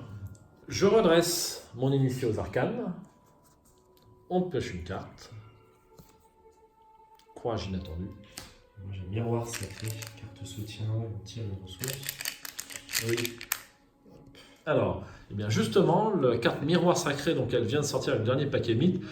Donc vous ne l'avez pas évidemment dans le set de base, mais on va la lire parce que c'est une carte particulière. Et donc on retrouve le symbole, l'accessoire. Absolument, toi tu n'as pas d'accessoire encore, c'est très bien. Alors, limite de 1 par deck, forcé. Après l'entrée en jeu du miroir sacré, cherchez 3 exemplaires de la mélodie apaisante parmi vos cartes liées. Alors les cartes liées. Alors les cartes liées, ce sont toutes les cartes qui ne sont pas en jeu au début et que je t'ai fait glisser sous le tapis de jeu au début tout à l'heure. D'accord, donc c'est ici. Ouais, voilà les 3 cartes mélodie apaisante. Il n'y en a que 3. D'accord. Alors je continue la lecture. Ajoutez-en une parmi ces cartes à Oui. votre main Oui. et mélangez les 2 autres dans votre deck. Donc je vais les mettre ici. Oui. Quand le miroir sacré quitte le jeu, trouvez chacun de ces exemplaires de la mélodie apaisante, même s'ils sont en jeu, et retirez-les de la partie. Donc quand cette carte va partir, je vais regarder mon deck et retirer les cartes de la mélodie apaisante. D'accord. En espérant que tu ne perdes pas justement. Effectivement. Mais certains effets de jeu peuvent te demander de défausser un soutien ou ce type de choses. Donc là, elle est dans ta main. Donc on va faire, tu prends une carte mélodie apaisante, tu la mets dans ta main, et les 2 autres, tu les mélanges dans ton deck. Donc c'est un nouvel effet de jeu, les cartes liées, ça vient de sortir avec la dernière extension, ça n'existait pas avant. Ainsi. Et que fait une mélodie apaisante, Sébastien? Alors elle permet de soigner 2 dégâts ou 2 horreurs, ou n'importe quelle combinaison des deux, donc j'imagine un dégât et une horreur par exemple, Oui. parmi les investigateurs et ou les soutiens alliés dans votre lieu. Donc si tu es avec moi ou si un allié est avec moi ou si un de tes alliés est avec moi, ça veut dire que ça fonctionne. Oui, c'est pas mal. Et ça me permet de piocher une carte ensuite. C'est pas mal. Avec un poème de Paul Verlaine, que je vais vous lire à l'instant. Et leurs chansons se mêlent au clair de lune, au calme clair de lune triste et beau. Un extrait de Clair de lune. Donc tu connais Clair de lune? Oui. Ah, parce que moi je connaissais pas. Donc Sébastien est prof de français, hein, je le précise. Donc On ne dira pas où. on ne dira pas où absolument. Et collé, moi je connaissais pas. Alors ce qui est sympa sur ce jeu, c'est que tu as plein de textes, fluff, d'histoires sur beaucoup de cartes, que ce soit les cartes joueurs ou les cartes scénario, pour la mise en ambiance qui sont quand même assez sympas. Il y a un vrai effort d'immersion quand même, je trouve. Hein.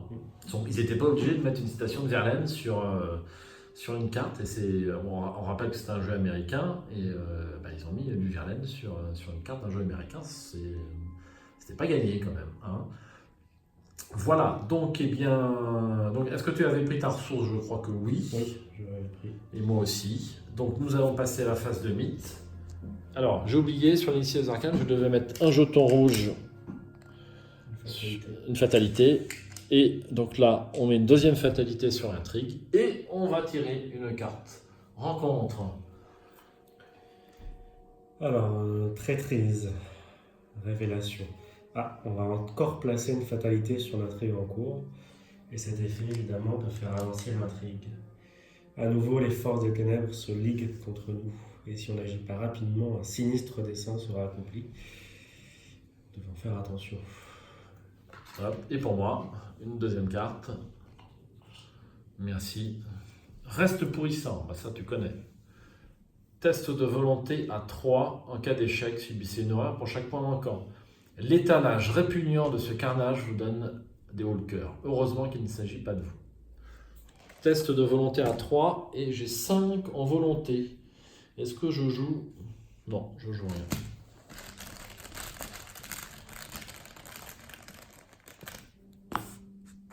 Moins 2.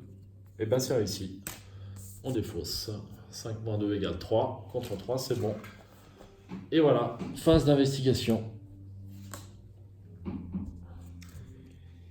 Alors, on doit décider qui commence. Moi, je suis dans le vestibule et on n'a pas l'indice à découvrir dans le vestibule. Ah non. Donc, c'est intéressant de quitter le vestibule. Oui. Je pense qu'il faut aller peut-être... où est-ce qu'on doit aller? Le grenier, il n'y a pas grand-chose. Peut-être aller dans le salon.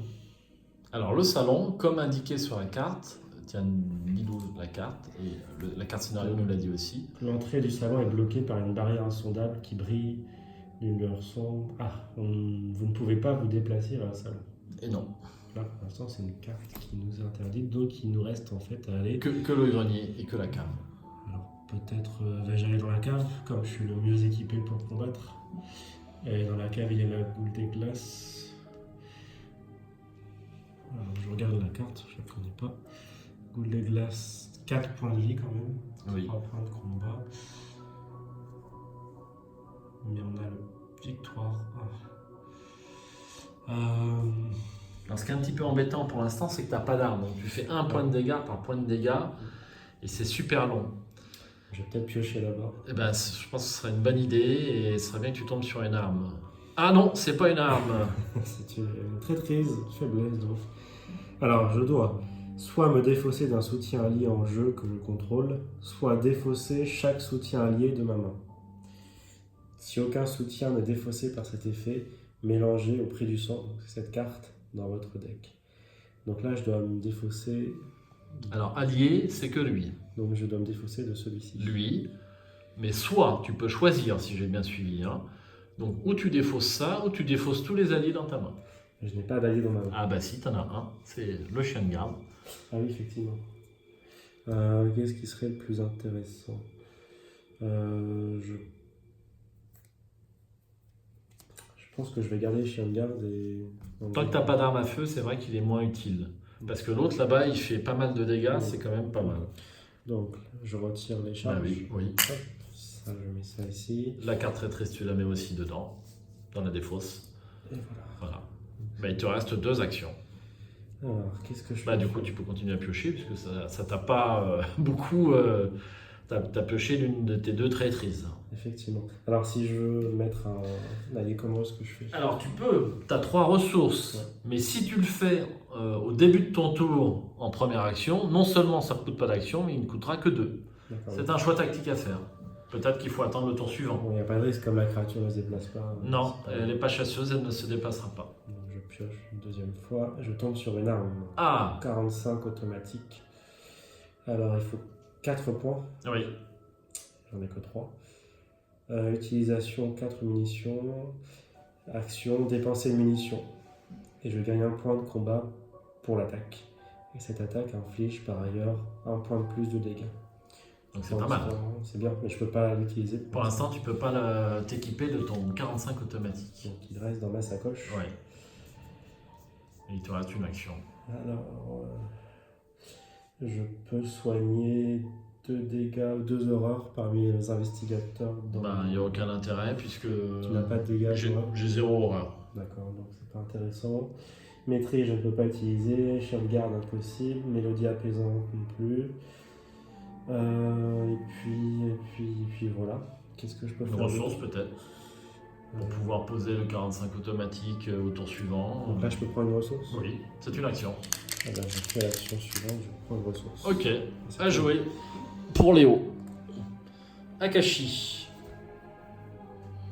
Alors, je vais prendre une carte aussi. On se prépare en fait au combat. Effectivement. Ah, On se prépare mal. chronophobie. Tu vois, on a tiré tous les 2 au même tour. Donc je la mets dans ma zone de menace et à la fin de mon tour, je subis une horreur si je n'ai pas réussi à défausser chronophobie. Donc ça, c'était ma première action. Je la pose. Et puis mes 2 actions restantes, je m'en débarrasse. Ça me fait perdre du temps. Chronophobie. À jouer. Tu vois, c'était super rapide. Hop. Chronophobie qui est certainement une référence à Baudelaire, je signale pour... Ah bon? On les verlait tout à l'heure, chronophobie. Parce qu'il y a un poème de Baudelaire qui parle justement de Ah, je savais pas. l'horreur de l'horloge et du temps. Donc, c'est à moi. Je regarde le déroulement d'un round, donc toi tu ne peux plus jouer en fait. Eh ben, j'ai fini. Donc on passe à la phase des ennemis. S'ils se déplacent ou attaquent, mais ce n'est pas le cas. Ensuite, phase d'entretien. On redresse les cartes s'il y a lieu. Et puis chacun d'entre nous va piocher une carte et gagne une ressource. Absolument. Tenue élégante. Alors, tenue élégante te permet d'avoir un bonus de plus 2 dans les tests de discussion. Alors, discussion, par exemple, quand tu cherches à prendre le contrôle, il y a certaines cartes alliées. En discutant avec elles, en intelligence, en volonté, c'est marqué discussion. On peut arriver à prendre le contrôle de la carte. Et donc ça, c'est intéressant. Et en plus, elle a quand même un point de vie et un point de santé mentale en tampon. Et c'est un emplacement de corps que tu n'as pas. Donc tu vas pouvoir la jouer, ça coûte 1, si tu le souhaites. Ensuite, on rajoute une fatalité, phase de mythe. Et on va tirer une carte. Alors, froid des profondeurs, révélation. Donc nous devons effectuer un test de volonté 3. En cas d'échec, vous devez défausser une carte prise au hasard dans votre main pour chaque point manquant. C'est-à-dire que si j'ai 2 points manquants, je vais me débarrasser de 2 cartes. Oui. Et je subis un dégât pour chaque carte que je ne peux pas défausser. Bon, t'as plein de cartes, donc ça ne risque pas d'arriver par contre. D'accord. Donc, un test de volonté, 3, et moi j'ai 4 en volonté. Donc, normalement, ça devrait aller. Donc, je vais tirer.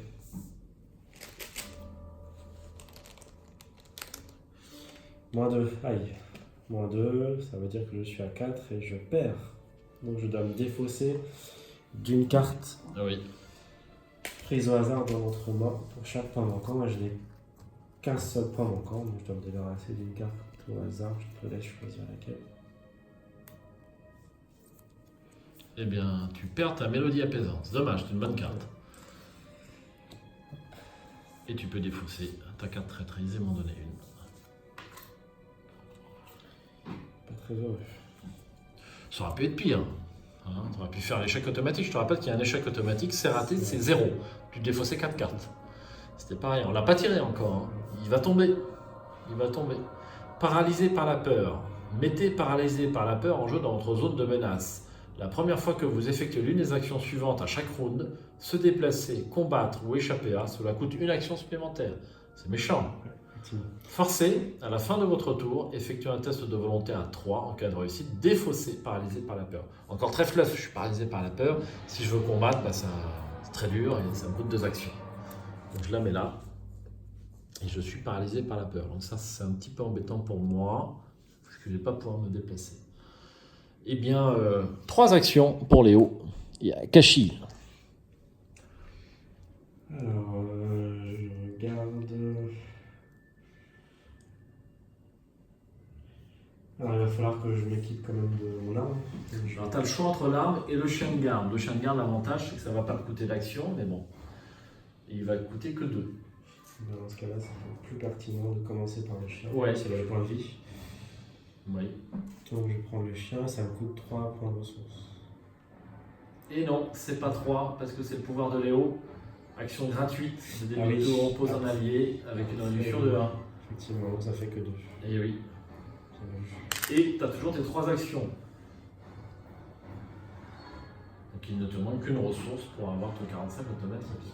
Donc là, je peux faire une action pour une ressource. Oui. Et puis, dernière action, m'équiper, peut-être.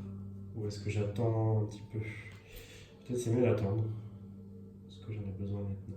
Ah bah tu vas en avoir besoin, parce qu'on est obligé d'aller tuer la goule. Avec le chien, ça suffira pas, tu penses? Ah bah non, le chien maximum il fait 3 dégâts, parce qu'au bout de 3, quand on l'attaque 3 fois, et tu vois, donc tu auras forcément besoin du revolver. Donc, le chien d'une main et le revolver de l'autre, ça me coûte 4 ressources. Et c'était ma dernière action. Non, il t'en reste une. Mais si j'avais tiré la deuxième action, Ouais. c'était tirer la ressource. Non, la ressource c'était la première action. Je te rappelle que poser le chien de garde, c'est une réaction gratuite de Léo. Ça ne te coûte pas d'action. C'est vrai. Quand tu le joues en premier uniquement. Donc là, je peux piocher une carte peut-être? Tu peux piocher une carte ou te déplacer pour être dans le lieu du monstre, sachant qu'il va attaquer le chien de garde, il va comme faire un dégât. Bon, c'est un choix. Toi qui vois. Comme j'ai vu 3 cartes, je vais peut-être piocher avant d'y aller. Tu es le seul maître à bord. Ah, je tire le fameux Mitch Brown. donc c'est ta carte signature et Dieu sait si cette carte signature est vitale, importante si tu veux.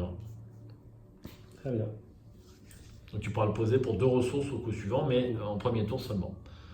Très bien. À jouer. Ensuite, Akashi. Alors, qu'est-ce que je fais moi? Bah écoute, je vais te laisser t'occuper de ta goule et moi je vais aller essayer de prendre les indices au grenier. Donc première action, je me déplace au grenier.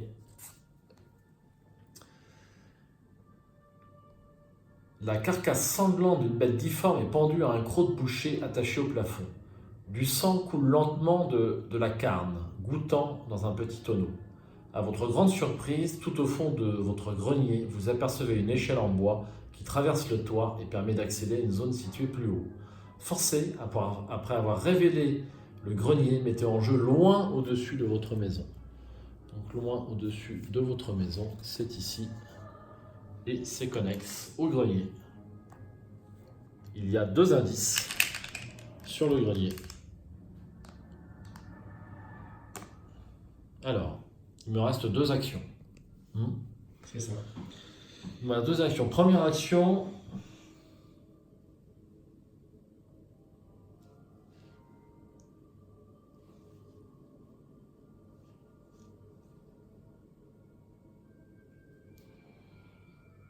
Première action, j'enquête avec 6e sens. J'utilise la volonté au lieu de l'intelligence.